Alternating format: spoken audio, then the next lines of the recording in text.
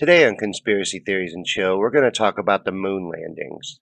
According to NASA and science books, we went to the moon 7 times and landed on it 6 times between 1969 and 1972. While we were up there, we planted flags, we walked around and jumped up and down on it and took pictures. On later missions, we rode around in dune buggies. Hell, we even played a little golf while we were on it. We were exceptionally successful in our moon expeditions. In fact, only one mission failed. Tom Hanks made a movie about it called Apollo 13. But all astronauts on all missions survived the trips, and 6 out of 7 missions landed safely on the surface of the moon. Now, those are very impressive stats, even for top-notch science and aviation pros like NASA. Out of the 7 missions, you have a 100% survival rate and an impressive 85% overall success rate? Wow! That's a cool story, bro. Sorry, though. I just don't buy it. I don't believe we've ever went to the moon, much less landed on it. I don't think we could have done it back then, and I don't think we could do it today. I think they faked it, and I think it's obvious. Maybe not back in the late 60s and early 70s. That shit was fuzzy and cool looking on them little bitty ass TVs. But today, looking back, the moon landing footage is laughable. Better television screens and computers have cleared up the images, examined them, and found them to be fraudulent. In this video, I'm going to show you why I say that. Another big reason that I don't believe that we've ever been to the moon is because NASA says that we can't do it today. 50 plus years later, with 50 years more advancement in technology and 50 years more research done by NASA scientists and engineers, and we can't do it again? Why not? We should be able to do it easy. We should be able to drill for oil on that rock if we wanted to. How come we can't do that? Well, for one, NASA says that they lost the trajectory data necessary for the journey. Go to the moon in a nanosecond. The problem is we don't have the technology to do that anymore. We used to, but we destroyed that technology, and it's a painful process to build it back again. That's right. You heard the astronaut. They just destroyed all the data from the most important accomplishments of mankind. That's a whole 7 missions and more than 3 years worth of data, mind you. That's a whole lot of data to just lose, but I guess shit happens, right? Nah, I'm calling bullshit on that one too. If I lost 2 homework assignments in school with that same excuse, my teacher would have called bullshit on me too, and rightfully so. You don't just lose data that is that important and historical. Then there's the fact that NASA also claims that we can't send humans through the Van Allen radiation belts today, but that we could do it safely back in the 70s 7 times? Listen to this guy from NASA talk about how we can't get through the Van Allen radiation belts. We are headed 3,600 miles above Earth, 15 times higher from the planet than the International Space Station. As we get further away from Earth, we'll pass through the Van Allen belts, an area of dangerous radiation. Radiation like this could harm the guidance systems, onboard computers, or other electronics on Orion. Naturally, we have to pass through this danger zone twice, once up and once back. But Orion has protection. Shielding will be put to the test as the vehicle cuts through the waves of radiation.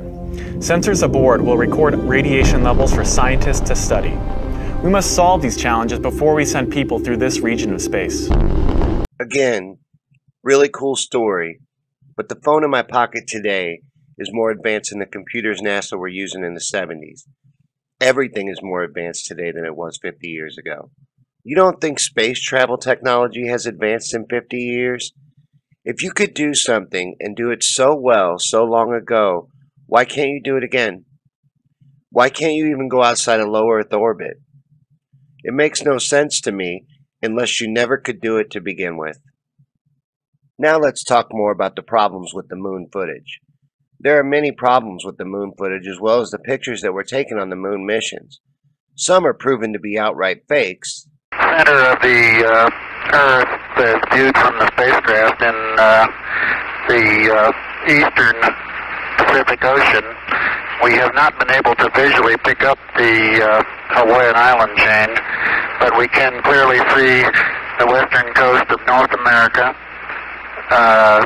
the United States, the San Joaquin Valley, the High Sierras, Baja California, and Mexico down as far as Acapulco and the Yucatan Peninsula, and you can see on through Central America to the northern coast of South America, Venezuela and Colombia. I'm not sure you'll be able to see all that on your screens down there. That was Neil Armstrong describing a shot of the Earth from halfway to the moon. Now let me show you the clip of them faking that shot from low Earth orbit. Here they discuss that these television transmissions were in fact not broadcast live as everyone believed. They were first screened and edited for playback later. Roger, Neil. We just wanted a narrative such that we can, when we get to playback, we can sort of correlate what we're seeing. Thank you very much. Here they discuss the fact that they have turned out the lights and have blocked out sunlight from entering the spacecraft through the other windows as to not cause any reflected light to fall onto the spacecraft's wall in the foreground. Okay, very good. Well, we shut out the sun coming in some of the other windows into the spacecraft, so it's looking through the number one window, and there isn't any reflected light. The reason this was done is so that the truth of the matter would not be revealed. It is this. Though the federal government would have you believe that this is a view of Earth from a distance out of the spacecraft's window as it nears the moon, it is not.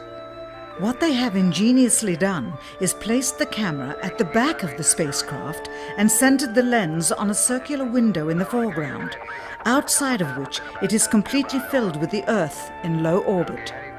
The circumference of the window then appears to be the diameter of the Earth at a distance, with the darkened walls of the spacecraft appearing to be the blackness of space around it. That is why they wanted the interior dark and blocked out the sun from entering through the other windows.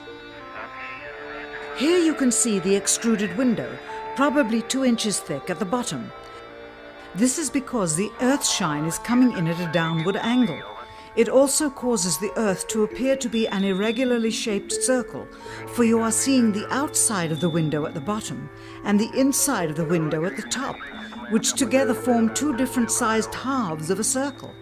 Subsequently, this take was never used.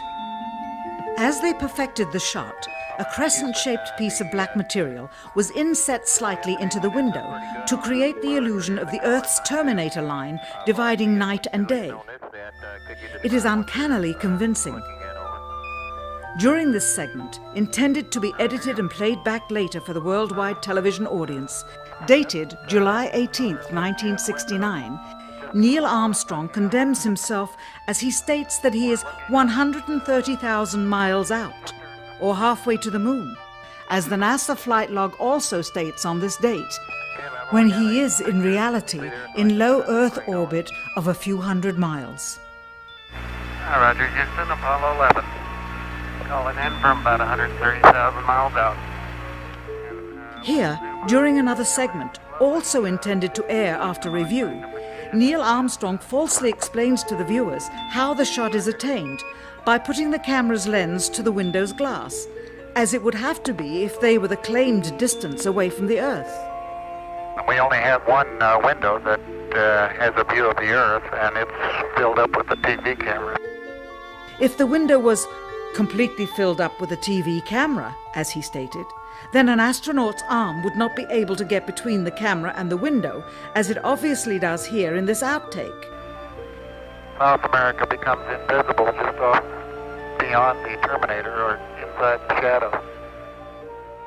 You can also notice how the astronaut operating the camera reacted to the mistake by attempting to pan away from it. Blue cast, see white bands of major cloud formations across the Earth. This is a segment that they believed wasn't even being recorded, much less suitable for broadcast, for the lens was being zoomed out and the scene was being changed to that of an interior of the astronauts at work, and apparently the stop button popped back up on the recorder without notice. Here is the diffused work light that they used to see camera controls, but not throw light onto the spacecraft's wall. Here they remove part of the crescent insert.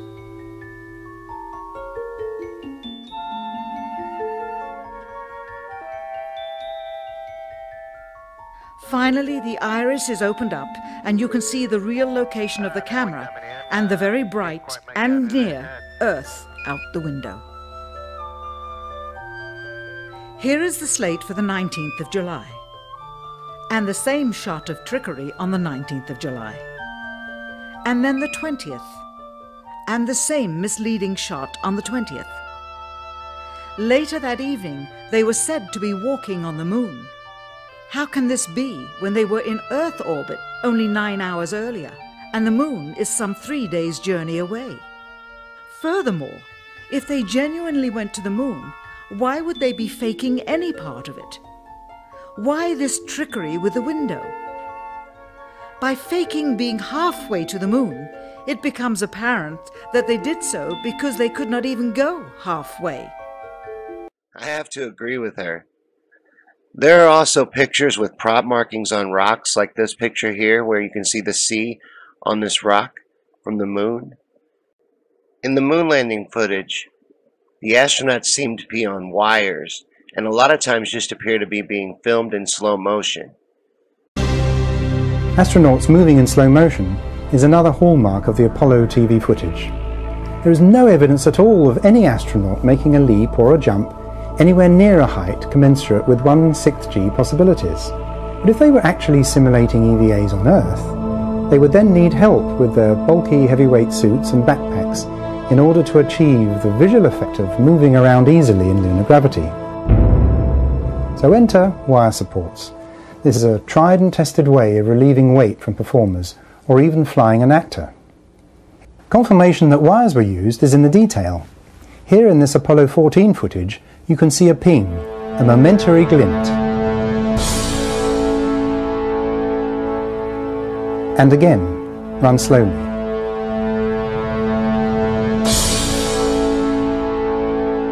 And once more. There are other examples too. This one is from Apollo 17 during the flag scene.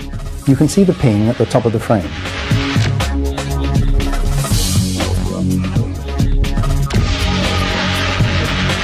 In this footage from Apollo 16, we have telltale evidence of a slightly floating or dangling effect at the jump salute location.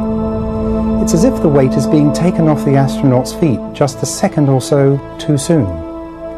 Compare that sequence with an obvious rehearsal rig. The dangling effect is very evident.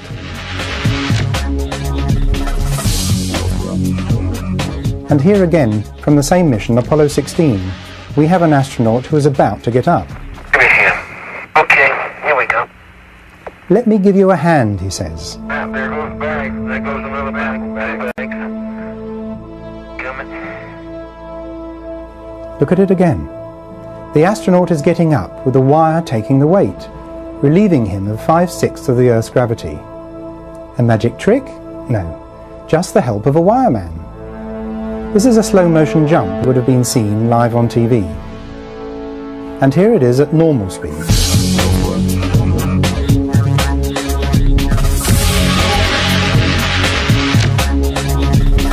The well-rehearsed, pre-recorded material was apparently slowed down by 50% when we saw it on TV. And yes, we've done the necessary work to establish that percentage. Then you've got all kinds of other problems with the photos on the moon, like shadows going both ways, videos of flags waving without wind. Evidence of Photoshop is also rampant in some of the photos taken on the moon. Now we have also got to talk about the lunar lander. I mean, look at this thing. This looks like I made it with a $100 budget out of crap from Hobby Lobby. This paper-mache looking craft landed 2 guys on the moon and got them back up off the surface of the moon to regroup with the orbiter and return safely home. This taped together paper and aluminum foil lander did all of that. In my humble opinion, the footage and photos, and that lander for that matter, are all fake. So they're at least lying about that much. But I think it's the whole thing. Some people think they just faked the footage because they had to for some reason. But they think that we still went to the moon. Not me, though. I think that they realized it couldn't be done and just decided to fake it.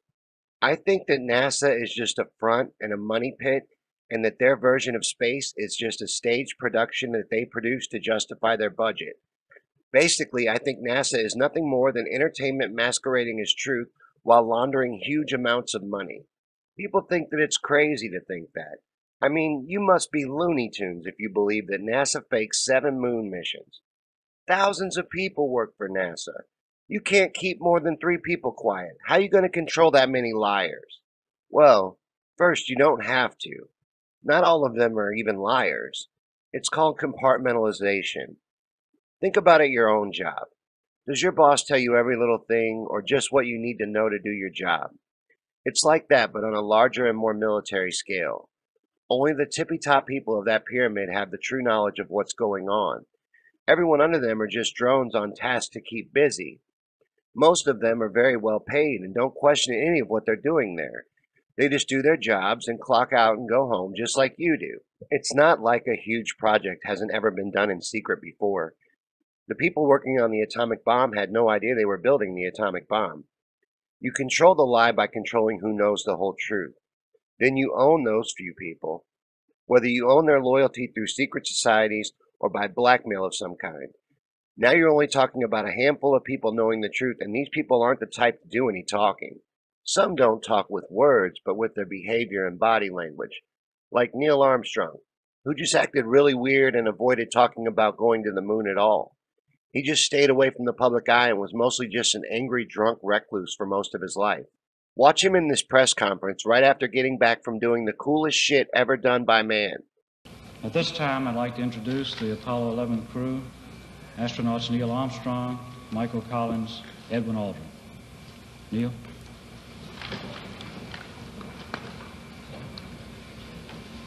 It was our pleasure to have participated in one great adventure. It's an adventure that took place not just in the month of July, but rather one that took place in the last decade. We all here and the people listening in today had the opportunity to share that adventure over its developing and unfolding in the past months and years. It's our privilege today to share with you some of the details of that final month of July that was certainly the highlight for the 3 of us of that decade. We're going to divert a little bit from the format of past press conferences and talk about the things that interested us most, in particular the things that occurred on and about the moon. We will use a number of films and slides which most of you have already seen, and with the intent of pointing out some of the things that we observed on the spot which may not be obvious to those of you who are looking at them here from the surface of Earth.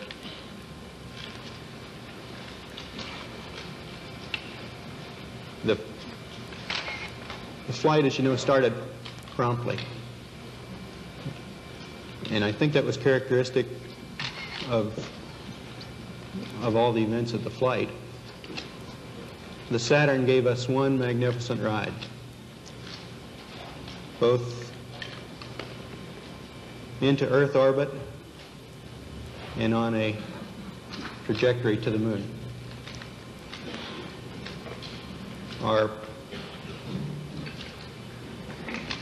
memory of that actually differs little from the reports that you have all heard from those previous Saturn V flights, and the previous flights served us well in preparation for this flight in the boost as well as the subsequent phases.